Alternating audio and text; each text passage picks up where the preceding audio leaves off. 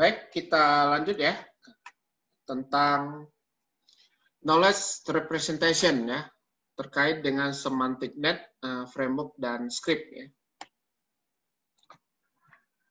Sebelum kita belajar tentang semantic net ya, script dan frame ya, kita pelajari dulu apa itu logic ya. Atau bahasa Indonesianya logika ya. Kalau dilihat dari definisi ya, mengapa sih apa yang kita pelajari sih di logika ya? Logika ini adalah satu studi untuk membuat keputusan. Ya. Logic is the study of making inference. Ya. Logic ini berisikan kumpulan fakta. Ya. We attempt to reach a true conclusion. Jadi kita berusaha untuk mencapai satu kesimpulan yang benar. Itu adalah logika. Ya. Nah, contohnya informal logic ya, dalam satu courtroom ya, bahwa lawyer ya akan memberikan sejumlah penalaran ya, yang akan dipakai untuk apa ya, yang dipakai oleh juri ya untuk memberikan satu judgment gitu. Jadi ini di satu ruang persidangan gitu ya. Jadi seorang lawyer akan memberikan semacam inference, kalau berarti kita memberikan penalaran-penalaran ya terhadap fakta-fakta ya, sehingga nanti juri atau hakim ini akan memberikan satu keputusan terhadap misalnya dari sang terdakwa itu kena vonis apa gitu ya. Nah, formal logic ini adalah yang menjadi apa ya, yang banyak dipakai lah untuk membuat keputusan benar ataupun salah.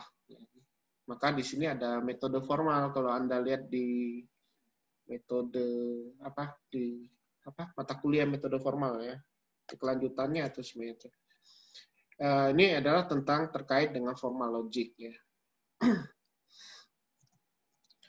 Nah, kenapa logic itu lebih penting ya? Nah, we use logic in our everyday life ya. Should I buy this car misalnya? Should I seek medical attention ya?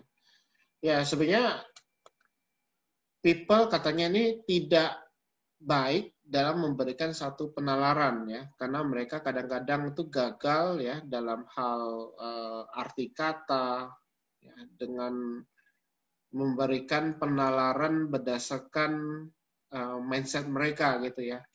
Nah ini, jadi katanya memang harus lebih mudah kita pelajari lah kalau kita bilang ini. Jadi katanya kita harus ada ya unsur semantik ya, to the meaning we give to the symbol. Ini sih. Kalau saya bilang sih, kalau kita agak sulit mencerna ini, sebenarnya logik itu lebih penting lah. Ya. Karena dari kita aja ya, terhadap satu fakta ya, tidak boleh kita langsung terima faktanya itu dengan kita terima yes gitu ya. Kadang-kadang mahasiswa ataupun masyarakat Indonesia itu kadang-kadang menerima satu informasi itu kita belum cerna baik-baik ya. Jadi kita kadang-kadang termakan hoax gitu ya. Nah ini sebenarnya waktu kita terima satu informasi, kita coba pikir dulu ya, benar gak ini? Maka ini kita harus punya cara berpikir logika ya. Maka di sini ada kata kalimat people are not very good at reasoning. Ya, memang kadang-kadang memang beberapa orang itu tidak baik dalam hal memberikan satu penalaran, ya, karena mereka kadang-kadang gagal, ya, salah arti juga, ya kan. Kemudian karena mengandalkan penalaran berdasarkan mereka sendiri, ya.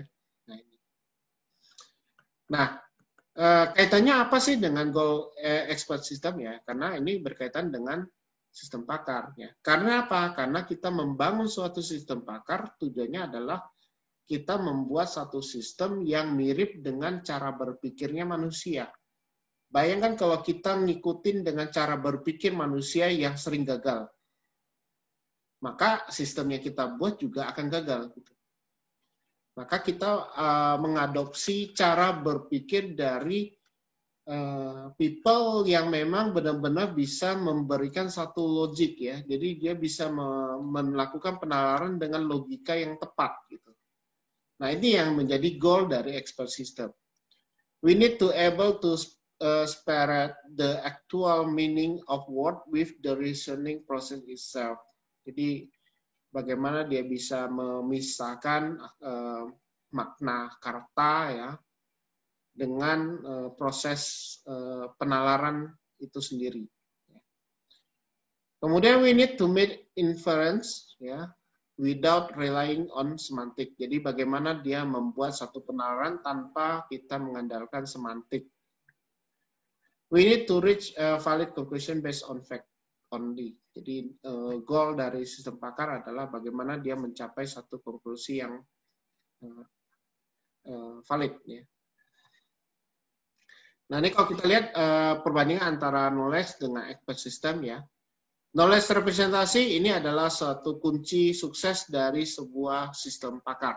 Kenapa saya bilang gitu? Karena sistem pakar ini memang harus kita mengakuisisi knowledge dari sang pakar. Jadi knowledge sang pakar ini kan banyak macam, ya banyak macam. Nah, bagaimana kita merepresentasikan knowledge itu? Ya, yang bisa kita mengerti, itu adalah kunci dari satu sistem pakar. Ya.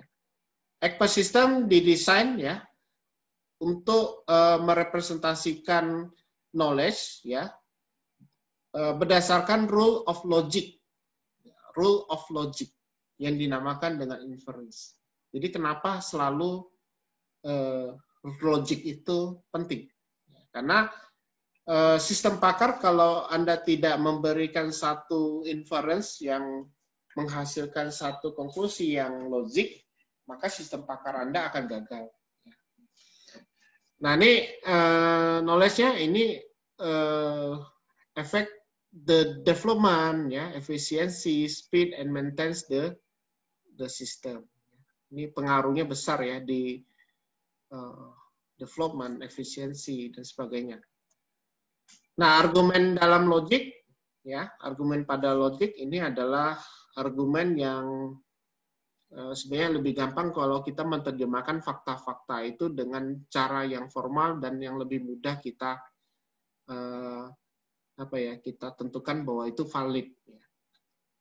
Jadi nanti habis ini kita memang bermain di bahasa prolog, bagaimana kita menerjemahkan argumen dan fakta, ya, dalam bentuk predikat logik. Ya.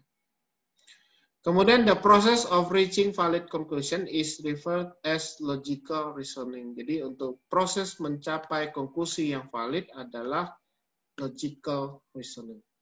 Ya. How is knowledge used? Bagaimana? Ya, knowledge bisa berupa data, fakta, dan informasi. Nah, sekarang bagaimana kita menggunakan knowledge itu untuk mencapai konklusi atau menyelesaikan masalah? Ini. Caranya apa? Kalau udah ada knowledge, ya, bagaimana mencapai konklusi? Sudah pasti kita harus ada proses. Nah, prosesnya itulah inference engine. Ya. Jadi sebenarnya untuk menjawab ini adalah kita membuat mekanisme inferensinya itu. Heuristik itu bisa dipakai sebagai experience untuk menyelesaikan masalah. Ya, ini menggunakan precedence. Nah, expert system bisa memiliki 100 atau ribuan dari micro precedent yang merefer pada expert system tadi. Ya, jadi sebenarnya untuk mencapai konklusi atau menyelesaikan masalah ya inference engine. Ya, tapi inference engine ini harus punya sifat logical reasoning. Ya, ini kaitannya ke logik. Nah, untuk epistemologi is the formal study of knowledge, ya. Nah, ini concern-nya itu pada nature, structure, origin of knowledge. Ini sebenarnya hanya teori di ilmu, ini sebenarnya kaitannya ke ilmu-ilmu filsafat ini. Bagaimana kita mempelajari tentang knowledge. Atau kalau di sistem formasi itu di mata kuliah knowledge management. Ini belajar tentang epistemologi ya. Nah, kategori epistemologi ada filosofi. Nah, ini yang saya bilang filsafat ya, filosofi. Kemudian a priori. A priori itu pola ya. Pola. Kemudian a posteriori ya, posteriori artinya setelah postulat lah orang kalau bahasa itunya. Kemudian prosedural, kemudian deklaratif dan tacit ya. Tacit ini adalah ada ya di knowledge management ya. Nah, a priori knowledge ya, that which precedes ya, kemudian independent of the sense, universal truth cannot be denied without contradiction. Nah, ini adalah a priori dari knowledge ya. Jadi cannot be denied without contradiction. Dan secara umumnya itu adalah benar. Ya, ini sebenarnya pola dari knowledge. Posteriorisasi atau knowledge, that which follow, ini sebenarnya kayak macam postulat gitu ya. Jadi sudah pasti ya dari a priori yang dilanjutkan ke posteriori. Ini yang sebelum, yang ini yang sesudah. Kemudian procedural knowledge, knowing how to do something ya. Fix a watch, install the window, brush your teeth, ride a bicycle. Ini adalah procedural knowledge. Ya. Ini kalau dibilang ini adalah knowledge yang berkaitan dengan hal-hal yang bisa kita lihat ya, bisa kita kerjakan gitu ya. Nah, ini nampak ada predikatnya nih. Jadi ada predikat dan ada argumen. Ya. Jadi mana tadi? Nih, fix a watch ya, dan seterusnya gitu ya. Kemudian declarative knowledge, ya ini knowledge that something is true or false ya. Kemudian usually associate with declarative statement. Contoh don't touch that hot wire ya. Ini adalah sesuatu yang bisa berupa hal yang benar ataupun yang salah. Ini deklaratif aja. Kemudian tacit ya ini adalah yang unconscious knowledge cannot be expressed by language. Contohnya kayak knowing how to walk ya. Bagaimana Anda bisa berjalan, bagaimana Anda bisa bernapas, cara kita makan gitu ya. Ya sebenarnya itu udah unsur tacit ya. Artinya dari dulunya itu kita udah lakukan, tapi kita nggak tahu bagaimana kita menceritakan ke dalam satu bahasa gitu ya. Ibarat kalau Anda itu jatuh cinta, tapi gimana rasanya itu cinta gitu, itu susah diekspresikan dengan satu bahasa gitu ya. Itu tacit namanya. Jadi kalau orang udah mabuk cinta itu ibarat dunia milik berdua gitu kalau udah pacaran gitu ya. Nah, itu susah digambarkan dengan bahasa itu. Itu tacit knowledge gitu. Nah, knowledge in rule-based system, ini knowledge is part of hierarchy ya. Ini yang berkaitan dengan hierarki. Kemudian diaktifasi dari fakta ataupun dari rule yang lain. Nah, ini refer to rules that are activated by fact and other rules. Ya. Kenapa saya bilang kayak gini? Karena bisa jadi ada beberapa rules ya, itu merupakan bagian dari rules yang lain. Ya. Jadi kalau ini aktif, dia akan mengaktifkan rule yang lain. Atau dia ini diaktifkan dari rule yang sebelumnya. Nah, aktifnya sebuah rule ini akan menghasilkan satu fakta baru ataupun satu konklusi yang baru. Ya. Ini tergantung dari ini ya, di knowledge base. Nah, ini kalau kaitannya dengan human, ya. Expert system inferring conclusion at the end product of chain of step called inferencing when done according to formal rule. Beda dengan human reason. Expert system mengandalkan inferensi. Human reason itu mengandalkan penalaran sang manusia itu sendiri. Jadi beda antara expert system dengan human. Nah, kesalahan ya kita tidak bisa tahu ya apakah kalau human ya pasti berdasarkan penalaran mereka ya. Mereka bisa berpikir positif, bisa berpikir negatif. Kalau expert system itu tergantung dari inferensi dan knowledge base. Jadi kalau knowledge base-nya keliru, inferensinya keliru, hasilnya keliru. Nah, kemudian ANS ya. Artificial Neural System does not make inference but search for underlying pattern. Jadi ini kaitannya hybrid expert system ya. Jadi ANS itu Artificial Neural System ya. Bagaimana kita mengembangkan sistem pakar menggunakan inference engine berupa jaringan saraf tiruan. Jadi dia tidak mengandalkan inference-nya ya, tapi dia mengandalkan pattern. Ya. Jadi nanti yang kita masukin itu adalah sebuah pattern. Ya. Kemudian expert system ini draw inference using fact ya. Kemudian memisahkan data dari noise, transform data ke dalam informasi, informasi ke dalam knowledge. Itu expert system. Nah, meta knowledge ini adalah knowledge tentang knowledge dan expertise. Ya, itu adalah meta knowledge. Most successful expert system are restrict to as small domain as possible ya. Jadi katanya lebih kecil domainnya lebih baik gitu ya. Kalau domainnya makin besar ya, misalnya kalau Anda bikin sistem pakar untuk penyakit umum karena dia luas, maka ini akan lebih sulit ya kita implementasi. Maka lebih gampang kalau Anda bikin ke cakupan yang lebih kecil. Ya. Misalnya penyakit pada ikan, ya, penyakit pada ikan hias gitu ya. Kalau Anda bikin sistem pakar pada penyakit ikan, ikan ini banyak. Ada ikan laut, ikan darat, ada ikan hias, ada ikan besar, ada ikan apa gitu ya. Kalau Anda fokus ikan hias, nah ikan hias pun ada macam lagi.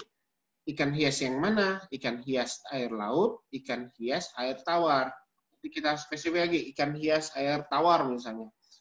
Nah, jadi kita fokus lagi ikan hias air tawar ini banyak macam. Ada ikan gapi, ada ikan cupang, ada ikan ini. Nah, sehingga Anda makin apa ya, domainnya itu makin kita kecilkan, maka ekosistem ini akan jauh lebih baik. Ya. Dalam sistem pakar, ontologi ini adalah satu meta knowledge yang bisa mendeskripsikan semua ya terkait dengan problem domain. Ya. Dan yang paling tinggi tingkatannya setelah knowledge itu adalah wisdom. Makanya pakar yang paling tinggi ini adalah yang mengetahui wisdom. Ya. Ini kalau kita lihat yang paling bawah itu adalah noise, ya, kemudian data, informasi, knowledge, meta knowledge, dan yang paling tinggi ini adalah wisdom.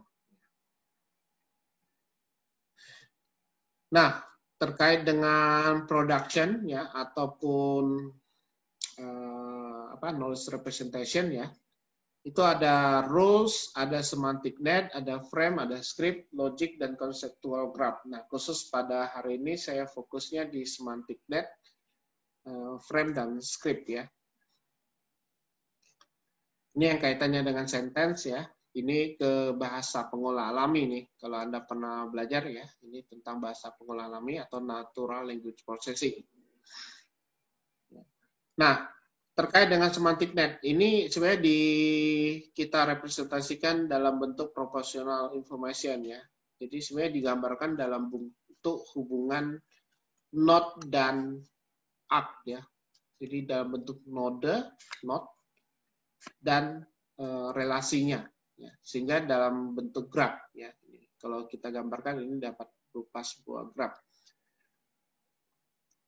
Semantic net ini terdiri dari node yang berupa objek, konsep, atau situasi, sedangkan arc itu relationship antara mereka. Ya.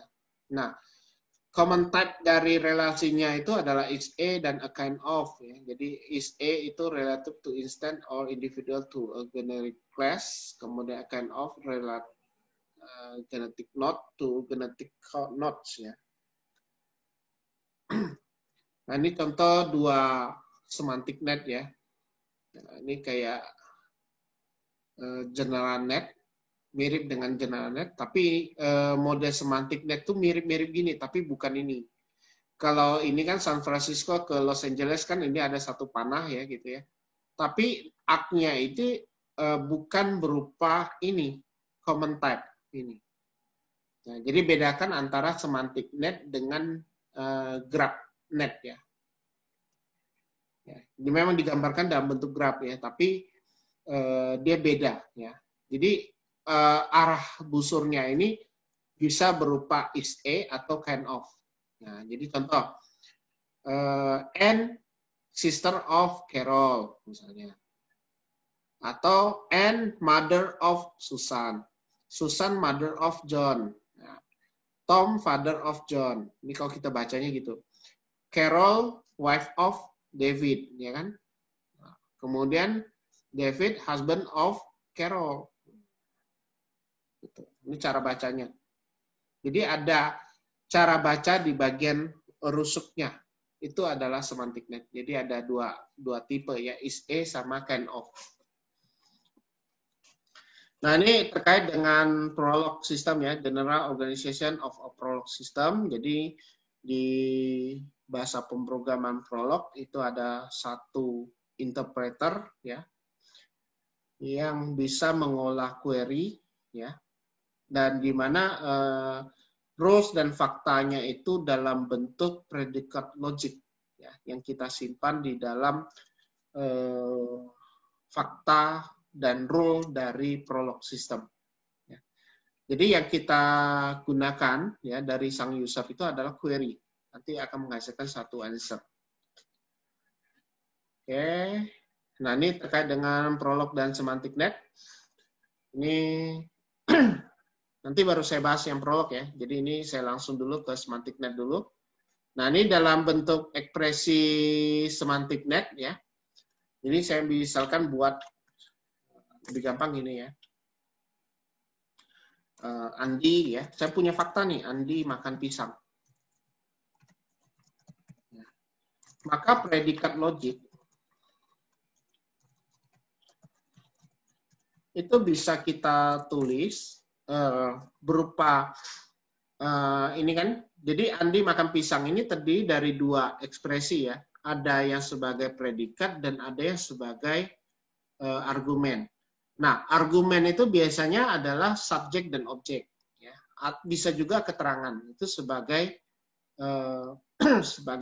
sebagai argumen. Sedangkan predikat itu berupa kata kerja, ya bisa berupa kata sifat juga, ataupun yang kata-kata yang lain. Nanti kita lihat banyak sekali contohnya ya.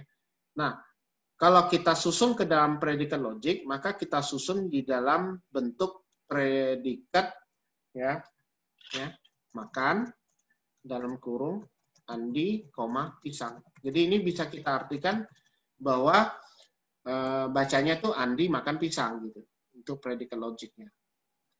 Nah kalau yang ini Becky mother-nya Heather. Ya. Nah jadi means Becky is the mother of Heather. Nah, contoh yang di sini ya. Jadi predicate expression consists of the predicate name followed by zero or more argument enclosed in parentheses yang dipisahkan dengan koma. Gitu. Contoh buka pintu. Nah, buka pintu kan hanya satu predikat, satu argumen ya. Jadi ini tinggal aja buka pintu. Nah, ini. Jadi satu predikat logik. Misalnya lagi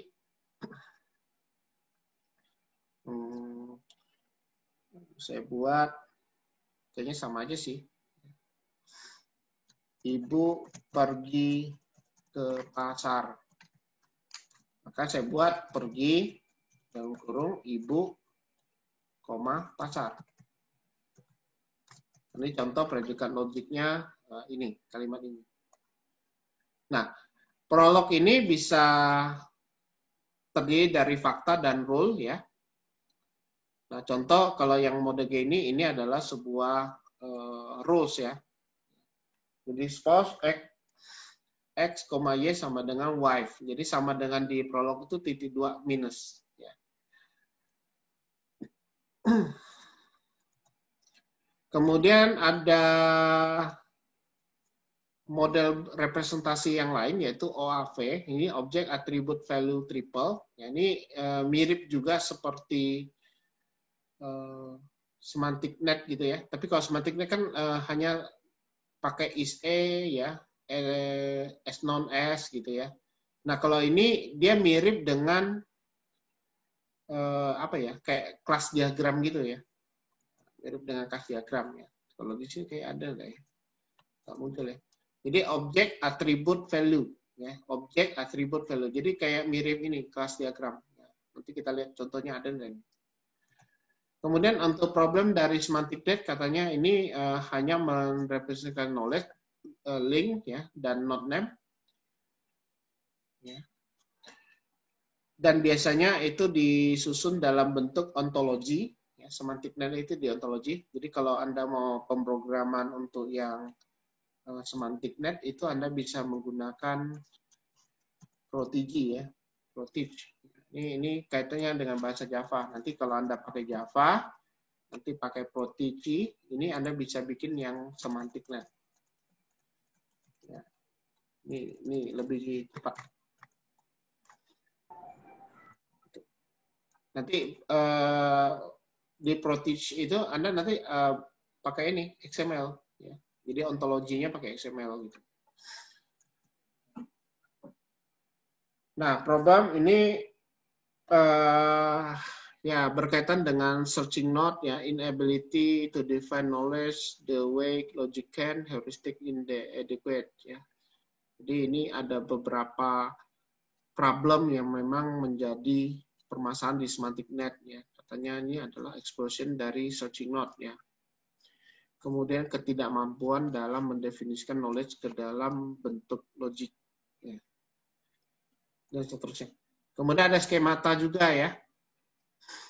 Nah, ini mirip juga dengan yang sebelumnya nih. Jadi model skema namanya.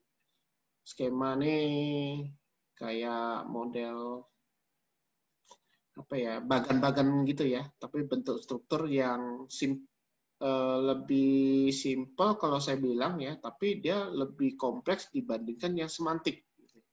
Skemata namanya. Ya. Jadi berupa or collection ya, yang terurut ya dari knowledge, tidak berupa data katanya. Semantic net itu hanya shallow knowledge structure or structure yang terdiri dari node dan link. Kalau ini lebih kompleks katanya dibandingkan dengan semantic net. Ya. Dalam skema node itu bisa berupa record ya, di mana terdiri dari data, record dan pointer yang menuju pada node. Itu skema. Ya. Kemudian yang frame ini yang berkaitan dengan skema ya. Ya, jadi atau script juga ya. Kalau script itu time order sequence of frame ya. Kalau frame ini hanya berupa sebuah skemata.